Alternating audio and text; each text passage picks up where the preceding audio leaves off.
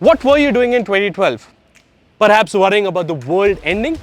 Well, Bajaj was gearing up for its new dawn by rolling out the Pulsar 200 NS, a fresh new direction for the iconic sports brand.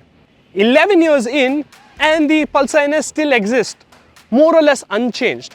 The only update for 2023 being a new front end setup for handling improvements. But the question is the Pulsar NS still relevant? Let me quickly roll through the updates both bikes have received. A USD fork, which is similar to the one you find on the Brazil spec Domina 160, dual channel ABS, and the same console, but now with a gear position indicator, DTE, and real-time fuel efficiency indicator. That's it. No performance updates, no styling changes, no new modern features, and no connectivity whatsoever. So on the surface, it might seem like a bit of a bummer because its competition has improved dramatically. So if you're seeking performance gains as such, you're bound to be disappointed. But like I mentioned at the start, the aim now is handling improvements, and to that extent,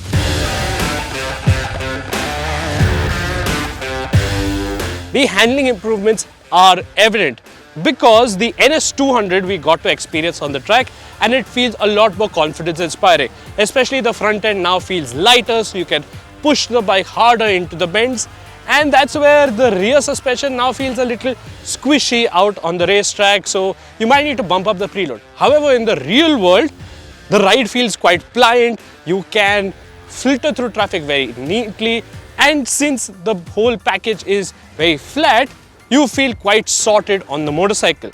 Dual channel ABS being there, you obviously feel quite a lot more safer than before, and because it's running a larger rotor, braking performance is also quite good. Moving on to the NS160, now these two suffer the same fate like what we've experienced on the N160 because this is running the same suspension setup as the NS200, and that's making a little bit of a detrimental impact to its ride quality. Because the rear monoshock doesn't have as much weight on it, it feels a little extra bouncy. It feels a little firmer, should I say, than the NS200. Still, this feels quite stable. Agility wise, it might take a little bit of a hit because the tires are slightly wider than before, but it feels confident when you are getting through traffic. Cornering wise, we've still not experienced it properly. We'll wait for a thorough road test, but braking performance sure seems quite adequate. Is the Pulsar NS series still as relevant in 2023? Partially, yes. And that's because the NS200 is still being well received all across the country. So much so that it has been outselling the 250, the new generation 250s by a significant margin. And it still happens to attract those who are looking for a boyish, youthful and thrill-seeking Pulsar. I'm not so sure about the NS160 though, and that's because of another Pulsar that exists, the N160, which happens to be, in my opinion, the best Pulsar made till date. It is very refined, frugal, and it is quite quick for a 160cc motorcycle. It does everything that the NS160 does in a nicer manner and is also 5,000 rupees cheaper. Sure, it doesn't look quite as nice as the NS, but are you really going to be making your buying decision based on looks? I don't think so.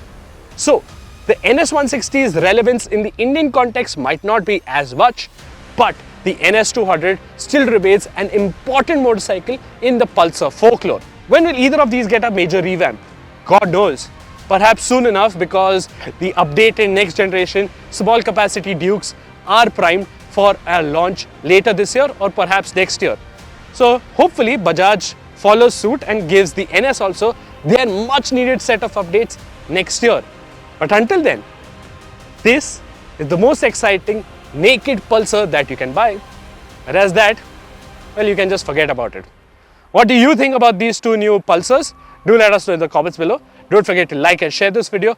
Follow us on our Instagram pages, and until next time, thank you for watching.